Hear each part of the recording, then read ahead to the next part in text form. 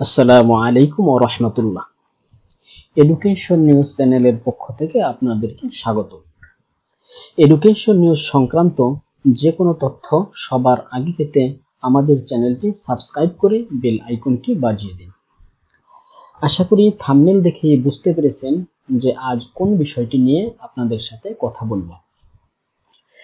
ইসলামী আরবি বিশ্ববিদ্যালয়ের অধীনে যারা ফাজিল, কামিল অথবা অনার্স, মাস্টার্সের পরীক্ষা দিয়েছেন কিন্তু এখনো সনদ পাননি, তাহলে কিভাবে আপনি আপনার সনদ পেতে পারেন সেই বিষয়টি নিয়ে আজ কথা বলবো। তো ইসলামী আরবি বিশ্ববিদ্যালয় থেকে সনদ গ্রহণ করতে হলে বিশ্ববিদ্যালয়ে একটি ফিস আছে, সেই ফিসটি পরিশোধ করতে হবে। তো সেই ফিসটি আপনি কিভাবে পরিশোধ করতে পারবেন সেই বিষয়টিও আপনাদেরকে আমি দেখাবো।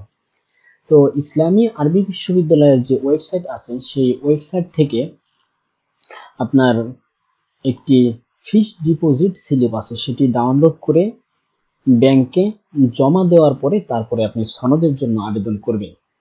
সনদের জন্য আবেদন করার পরে তারপরে আপনি সনদ পাবেন। তো কিভাবে আপনি সেই ডিপোজিট স্লিপটি আপনি ডাউনলোড করবেন সেটি আর কি আপনাদেরকে দেখাবো। তো আমাদের যেতে হবে ইসলামিক আরবিক ইউনিভার্সিটি। আপনি লিখবেন ইসলামিক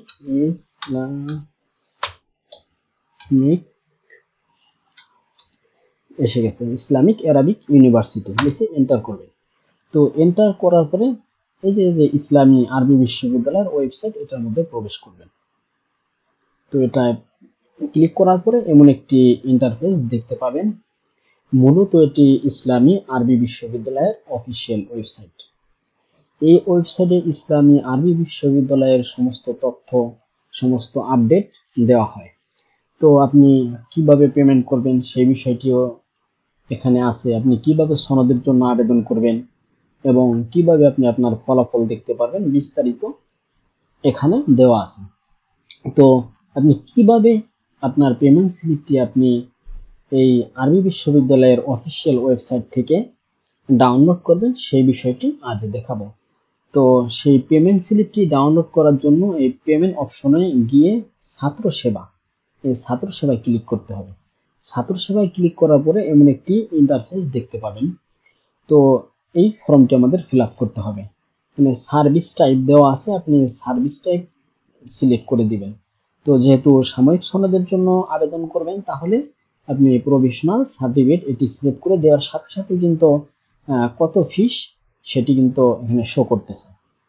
তো তারপরে আপনি ইন নাম্বার দেবেন। আপনি যে মাদ্রাসায় পড়ালেখা করেছেন ওই মাদ্রাসায় একটি ইন নাম্বার আছে, কোড নাম্বার, যেটা রেজিস্ট্রেশন নাম্বার বলে, ওইটি আপনি দিয়ে দিবেন।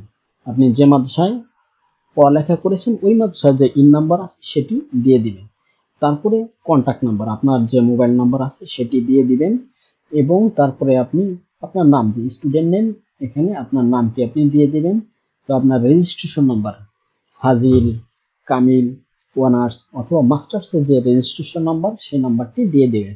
তো আমি আমার রেজিস্ট্রেশন নাম্বারটি আমি এখানে দিয়ে দিচ্ছি।